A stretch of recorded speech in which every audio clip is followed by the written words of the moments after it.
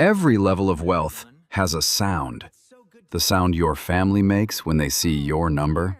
It changes the way you change weight after the holidays. Slowly, without anyone announcing it. And impossible to hide once it has happened.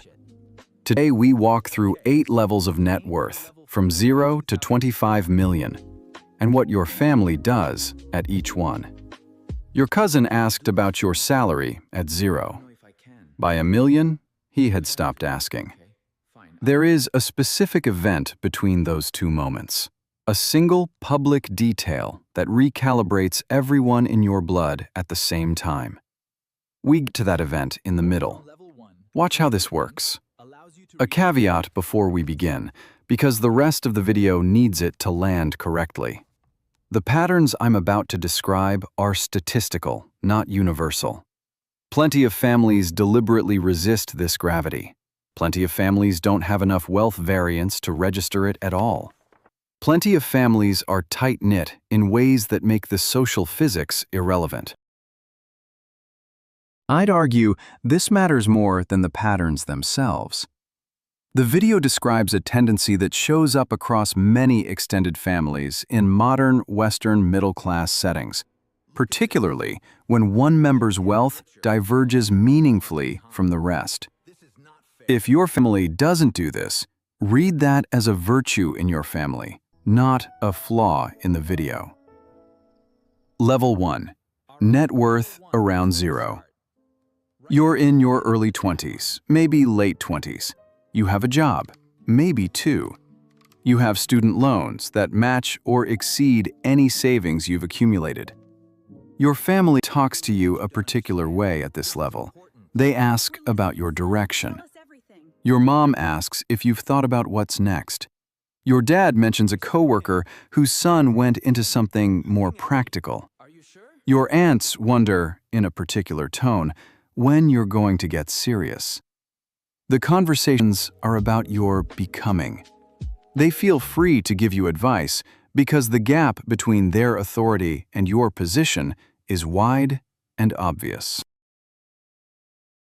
Nobody asks if you've started saving. Nobody asks about retirement. The questions are about where you're heading, not what you have. This level lasts somewhere between 3 and 10 years for most people. According to Federal Reserve data on household net worth by age, the median net worth for adults under 35 is somewhere around $14,000, meaning roughly half of adults in that age bracket have less than the cost of a used car after subtracting their debts. Does that surprise you? It shouldn't. That's the level. Being at the level is not the same as being behind. Level 2. Net worth around $50,000. Mid to late 20s or early 30s. You've paid down some debt. You have a small emergency fund. Maybe a retirement account just starting to accumulate. The conversations shift. Your mom asks casually whether you're putting money in the 401k. Your dad mentions a stock he heard about. He doesn't quite recommend it. He just mentions it. Your aunts ask if you've thought about a house. This is the first level where family starts to project their financial expectations onto you. They've decided you're on a track, and they want to make sure the track is the right one. Their advice is well meant. It is also often outdated by 10 or 20 years. The advice they're giving you is the advice their parents gave them, most of which was calibrated to a different economy, different interest rates, and different housing markets. Level 3. Net worth around $100,000, mid-30s for most. This is the calmest level. Equilibrium. Your family stops giving as much unsolicited advice because you appear, by external markers, to be doing fine. You have stable employment, a reasonable apartment or starter home, no obvious financial distress. The conversations turn to other things, to your siblings' kids, to your parents' health, to politics. Money fades out of the family conversation because, at $100,000 net worth, Nobody is alarmed about you, and nobody is impressed by you. This is the level most extended families return to as a baseline for doing fine. This level can last a long time. Some people stay here for 15 or 20 years. That's the point where most people drop out, not at level 1, where the climb feels like work. At level 3, where the comfort settles in, and the urgency to keep building quietly dissolves. Level 4, net worth around $250,000, late 30s to early 40s. You've been disciplined. The retirement account, the brokerage account, maybe a house with some equity, all of these together push you across the $250,000 mark. Now something starts to shift in the family conversations, but it's subtle. Your sister, in passing, mentions that her car needs a new transmission, and she's not sure where the money is going to come from. Your brother asks if you have a few minutes to talk about a thing. Your mom mentions casually that your father's pension isn't going to be quite what they thought. None of these are direct asks. They are pre-asks.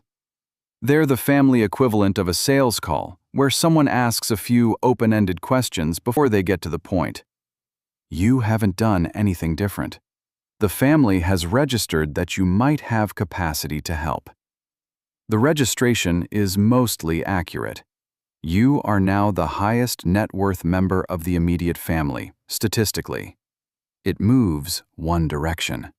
No alternatives. Once you're identified as the one with capacity, the conversation will never fully revert. Here is the part of the video that matters most. The transition between level 4 and level 5, between $250,000 and $500,000 net worth, does not happen because your family receives an updated balance sheet from you. They do not have access to your balance sheet. They will never have access to your balance sheet. The recalibration that happens between 250 and 500 is triggered by one specific public detail, almost always one, sometimes two in close proximity. Let me name the 4 most common triggers. Trigger 1, the car. You upgrade to a vehicle that crosses a class line. Not from a Camry to a Camry, from a Camry to a German Mark, or to a Tesla above the entry tier, or to a hybrid SUV that costs more than $50,000. Your father notices. Your father will mention to your aunt that he saw your car. Your aunt will mention to your mother that she heard about your car. By the next Christmas, 6 members of your extended family know about your car. None of them know your salary. They have triangulated. Trigger 2, the vacation. Specifically, the international vacation with the named hotel or named experience. Italy in summer, Tokyo, Maldives, a safari. The photo gets posted, or doesn't get posted. Either way, your cousin's wife asks your sister casually where you went last spring. The transmission of this information through the family is faster than text. By the following weekend gathering, the vacation has been processed, weighed, and slotted into a new bracket. Trigger 3, the house, the school, or the neighborhood. You buy a place in a named neighborhood. You enroll a child in a named school. Either piece of information travels through your family at the speed of light, because both of these decisions have legible price tags attached, and your family is fluent in the price tags of neighborhoods and schools. They may not know exactly what you paid, but they know the range, and the range tells them a wealth tier. Trigger 4, the absence. This one is subtler and worth slowing down on. Sometimes the trigger is what stops happening. You stop talking about specific dollar amounts. You stop complaining about prices in the way you used to.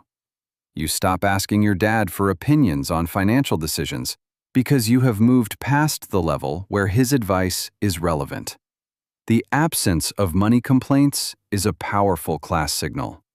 Paul Fussell, in his book Class, makes a similar point, and the family registers the absence often before they register any single positive marker. Once one or more of these triggers has fired, your family resets its model of you. The reset rarely involves any direct acknowledgement. Nobody at Thanksgiving says, "We have decided to reclassify you as wealthy now." The reset happens silently and is reflected in dozens of small behavioral changes that follow.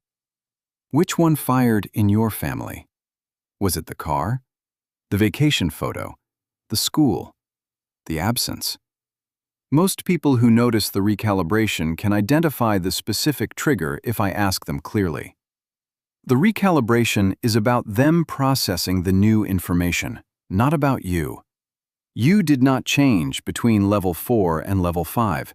You bought a car or took a trip or moved to a different street. The fact about you that they registered was always true. You have been accumulating wealth for years. The car is just when their model updated. A second on this channel positioning. If this breakdown is landing for someone you know, someone who's been through one of these recalibration events with their own family, but never had the language for what was happening, send it to them. The recalibration that happens between levels often goes unnamed for years. Subscribe if you want the channel that names it. Level 5. Net worth around 500,000. The triggers have fired. The conversations have changed in ways you might not have entirely registered. Has your sister called you about a transmission yet? Or about a down payment? Or about something her boyfriend is putting together? When I describe this pattern to people who've crossed 500,000, the answer is usually a quiet nod and a specific date. Your sister, who used to mention her car troubles in passing, now asks more directly, "Hey, would you be willing to spot me $3,000 for the down payment on the new transmission? I'll pay you back over 6 months." Your uncle calls about a small investment opportunity his friend is putting together. Your mom mentions, more than once, that your father has been worried about retirement. Your cousin's husband, whom you've met 4 times in 8 years, sends you a LinkedIn connection request and follows it with a vague message about wanting to catch up sometime. These are not bad people. These are people whose model of you has updated. They are responding to the new model. Some of these conversations are appropriate, and you want to participate in them. Some of them are not appropriate, and you have to figure out, possibly for the first time, how to say no to family members without damaging the relationship. This is the level where most people who hit it learn that there is a skill called wealth-aware communication that nobody teaches and that you suddenly need to be fluent in.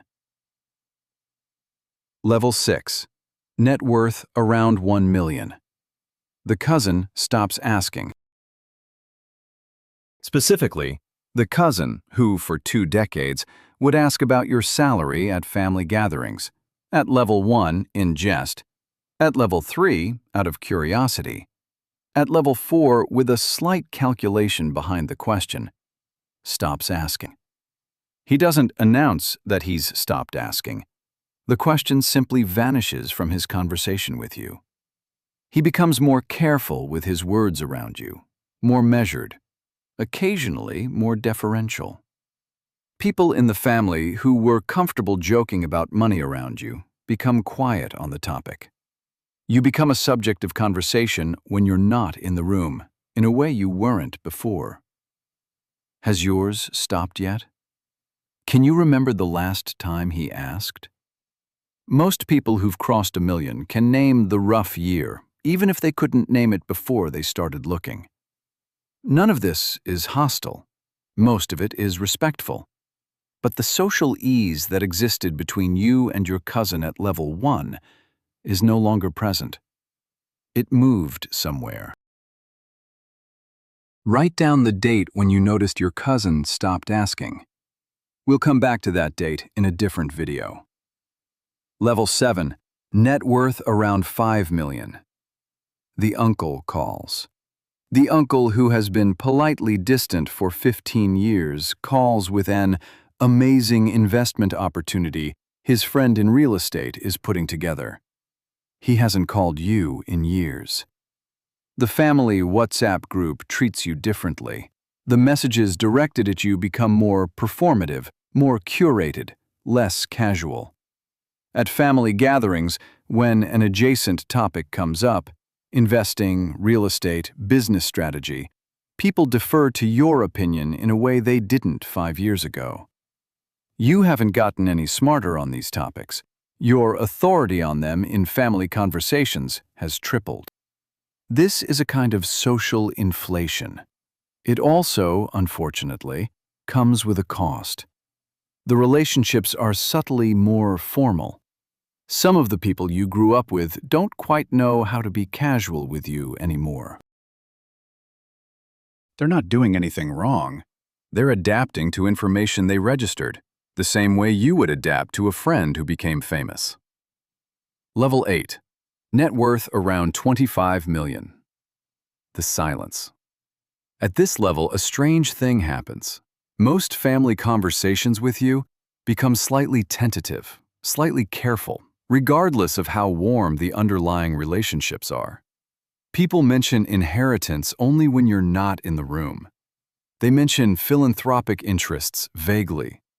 They become deeply uncertain about what is appropriate to ask of you, and so they often ask for nothing, which can feel like distance even when love is fully present.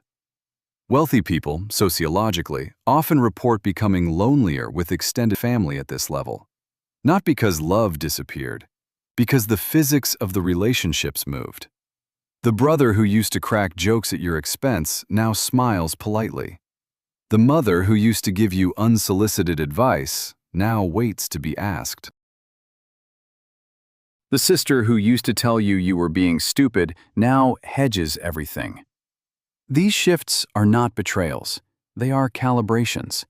Your family loves you and is also adjusting to a fact about you that has structural consequences for the relationship. Both can be true. They are both true. Christmas dinner at 25 million. The table is set. The candles are lit. Your family is here. They are laughing. They love you. The conversation moves around the table in the patterns it has moved for decades. The same in-jokes, the same teasing, the same complaints about the weather and the news.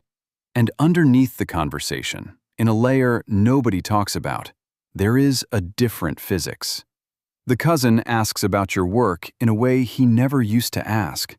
Your sister mentions in passing that her son is thinking about colleges. Your uncle waits a half-beat longer before he interrupts you. None of this is wrong.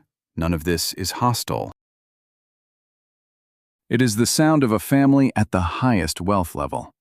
The sound is real, and from what I've seen and heard from people who have crossed each of these thresholds, it is the price the math charges that nobody warned them about. I'd argue this hidden cost is the single most under-discussed consequence of wealth accumulation in extended families. Was the trade worth it? That is the question only you can answer. The numbers in the account are easy to verify, takes 30 seconds in any banking app.